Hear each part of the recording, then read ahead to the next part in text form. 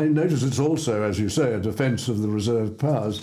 I can remember a speech by Bob Carr. Gough Whitlam was president. Bob Carr congratulated Gough Whitlam and said that he destroyed the reserve powers, and the reserve powers are no longer there. Now, are the reserve powers there? Are they important, and are they still important? Well, thank you, David. That's probably the crucial question. When I embarked on the book, one of my aims was to defend and restore Sir John Kerr's reputation. But possibly the more important aim in the longer term is to rehabilitate the status of the reserve powers in our governance. The reserve powers are certainly there. They've always been there. We have a written constitution, and the reserve powers are explicit in the constitution. We have Section 5, which allows the Governor-General to prorogue or dissolve the prorogue Parliament, dissolve the House of Representatives.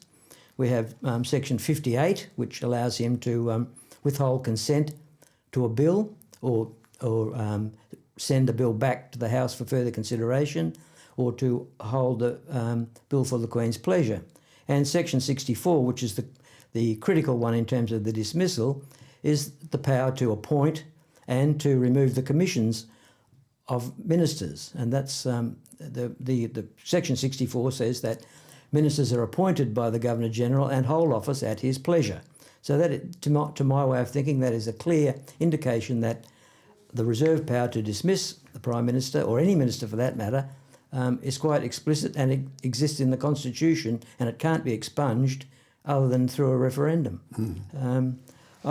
So yes, and of course they were last used in 1975 when Sir John Kerr withdrew the commission of Gough Whitlam, and no attempt has been made since then to either codify the reserve powers or to remove them. So they must, by ipso facto, still exist.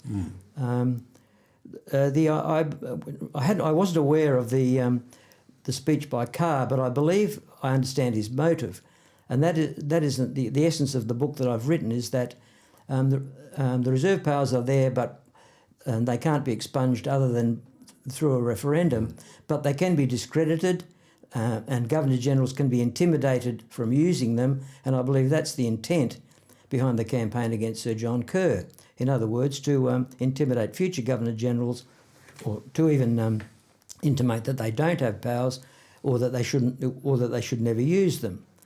Now, there was I remember when there was an attempt to codify the reserve powers. I think this was around the Republic, and Gareth Evans attempted to codify the reserve powers and threw his hands up in. Yes, I think because he found it impossible to do that. And I know that Herbert Everett in his book, he accepted that the reserve powers existed, and he wanted to codify them.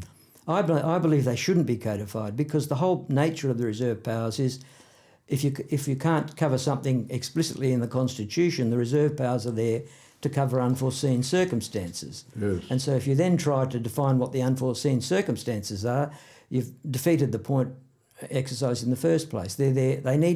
The Governor-General needs to have discretion as to when and how he uses those reserve powers. And if you wrote them down and put them into the Constitution, they would then become, as the lawyers say, justiciable. Yes. That is to say, yes, you could then go to court yes, about them. And if the Governor-General exercised a reserved power, yeah, you'd then find that there would be a long legal case which would go on for months.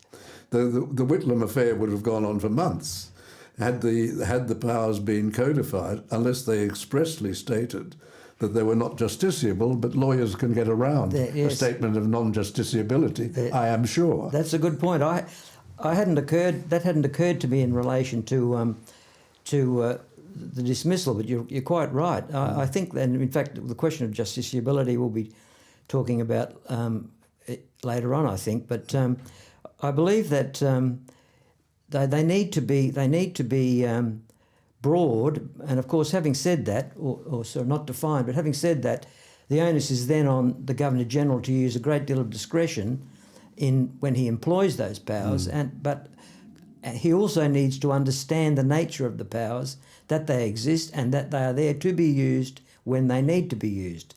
And my worry is that we have a Governors General now who will not be prepared to employ the reserve powers when they're necessary because of the intimidation and the vitriol that's been heaped upon Sir John Kerr. And if I can put that into more detailed terms, I think I talked earlier on about it living in a dystopian society. We have seen things recently in the world and in Australia that disturb me greatly. One of the reserve powers that I sort of find interesting is the power to withhold assent to a bill. And I can see a situation where, for example, in a pandemic, as we've just had, there were actions taken by government which, in my view, infringed on the individual human rights of Australian citizens. And that's one of the reserve. I believe the role of the Crown, or one of the roles of the Crown, is to protect, the individual human rights that we inherited not through United Nations covenants, but through the common law of Great Britain. And we have rights such as the right of assembly, equality before the law, freedom of speech, which are not in a Bill of Rights as they are in the United States. We don't have a Bill of Rights, and I think neither should we. But they are there nonetheless. And my view is that the Governor-General, or the Crown, as I also like to think, is there the last line of defence against those infringements of individual human rights. Yes.